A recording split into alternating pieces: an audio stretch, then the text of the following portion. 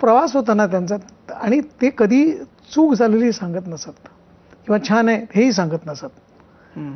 त्यांच्या पूर्ण बॉडी लँग्वेजवर, त्यांच्या हालचालीवर, त्यांच्या डोळ्यांकडे बघून आपण ठरवायचं असतं की आपण नाही. पण असं आहे की आता म्हणजे हा सगळा जो प्रवास आहे पद्मश्री पर्यंतचा, त्याची सुरुवात शाळकरी वयामध्ये फळ्यावर लिहिण्यापासून सुंदर झाली. अक्षरात सुविचार लिहिण्यापासून झाली. कुठली शाळा होती?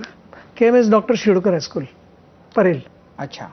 आणि तिथं 10वी 11वी पर्यंत सगळं, 10वी पर्यंत शिक्षण तिथं झालं. पण मग आपलं अक्षर चांगलं आहे आणि आपण ह्याच्यामध्येच काहीतरी पुढं करावं, ह्याच्याशीच खेळावं, असं त्या वयामध्ये कुठं वाटत होतं? म्हणजे JJ मध्ये गेल्यावर ते वाटलं. कारण कसं माहिती की पण JJ मध्ये जावंसं का वाटलं? शाळेमध्ये चांगलं लिहिताना चित्र पण चांगली होत होती. दोन गोष्टी होत्या तुम्हाला, की तुम्ही अक्षर जेव्हा गिरवायला लागतात ना, तेव्हा ते नकळतपणे चित्रच असतं. पण आपण अक्षर म्हणून बघत असतो त्याच्याकडे.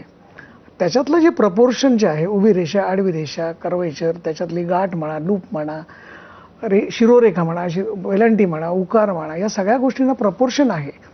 आणि थोडंसं माहीत होतं की ड्रॉइंग ग्रेडच्या परीक्षेला बसताना की प्रत्येक गोष्टीला प्रपोर्शन आहे. माणूस काढला तर त्याचं डोक्याचं प्रपोर्शन काय, त्याच्या शरीराशी प्रपोर्शन काय असेल, हे सगळं कळत होतं त्याच्यात. त्यामुळे हे सगळं जेव्हा 10वी पर्यंत जेव्हा गेलो, A ग्रेड मिळाली, तेव्हा असं वाटलं की आपण ड्रॉइंगच्या कॉलेजमध्ये जाऊया. कारण त्यावेळेला JS स्कूल ऑफ आर्ट हे सगळं मोठं विद्यापीठच होतं आमच्यासाठी. आणि दोन गोष्टी होत्या. JJ मध्ये असं म्हटलं की JJ हॉस्पिटल की JJ हा लोकांमध्ये खूप होता. आम्ही सांगायचो JJ ला चाललो. कुठल्या हॉस्पिटलला आहेस तू, कुठल्या वॉर्डमध्ये आहेस, असंही व्हायचं नाही गमतीनं.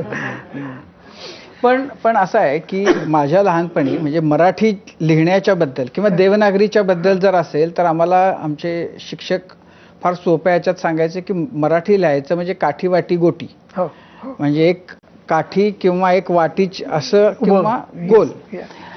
आता असं आहे की त्या म्हणजे त्याच्या प्रेमात पडायला झालं नाही आणि ते सुबक छान असावं असं कधी म्हणजे तो